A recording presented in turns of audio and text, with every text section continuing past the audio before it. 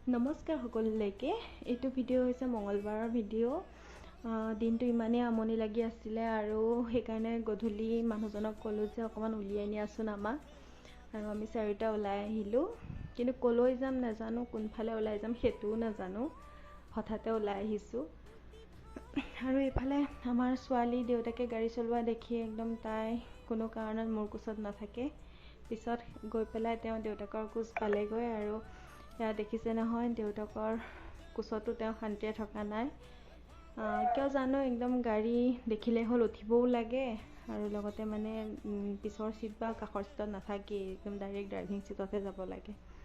তাৰপিছতে আমি ভাবিলোঁ ভি-মাৰ্টতে সোমাওঁ, কিবা কিবি চাওঁচোন কেনেকুৱা কি ঠাণ্ডা দিনৰ কালেকশ্যন আহিছে। ইফালে ঘটি গৰম দেখি মানুহজনে ঘটি গৰম খাই ভাল পায়, গতিকে তেওঁলোক দুয়োটাই খাই ল'লে। খাই কৰি লৈ নাই, কালেকশ্যন ইমান ভাল নালাগিলে। আমি ওলাই আহিলোঁ। ওলাই আহি ভাবিলোঁ ডিনাৰটো বাহিৰতে কৰি যাওঁ, বোলো আজি কোনোবা নতুন এখন ৰেষ্টুৰেণ্টত যাওঁ বুলি ক'লোঁ।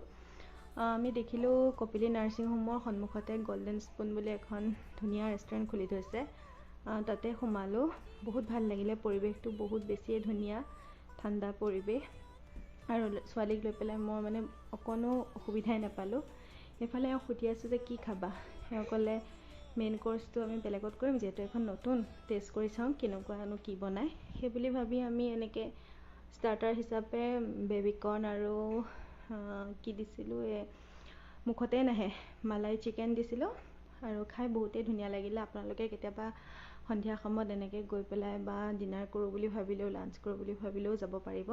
বহুত ধুনীয়া খানা। তাৰপিছতে ল'ৰাটোৱে ক'ল্ড কফি খাওঁ বুলি ক'লে, ক'ল্ড কফি দিলোঁ, কিন্তু ল'ৰাটোৰ খোৱা সলনি মইহে খালোঁ। খাবলৈ বহুত ধুনীয়া বাৰু, বহুত টেষ্টি। তাৰপিছতে আৰু ইমানেই খোৱা হ'ল যে আমাৰ মেইন কোৰ্চ হিচাপত একো কৰিবলৈ মন নগ'ল, আৰু চিধাই বোলো নাই ঘৰলৈ যাওঁগৈ, আৰু ৰাতিও হৈ আহিছে, ছোৱালীজনীক লৈ বেছি সময় বাহিৰত নাথাকোঁ। সেইবুলি ভাবি আমি তাৰ পৰা ওলাই দিলোঁ আৰু ঘৰলৈ গুচি আহিলোঁ। আৰু তেনেকৈ আৰু আমি মেইন কোৰ্চ ক'তোৱে নকৰিলোঁ, যে লাহে লাহে আকৌ আমি ঘৰলৈ গুচি আহিলোঁ। আৰু বাৰু কেনেকুৱা পাই জনাব দেই।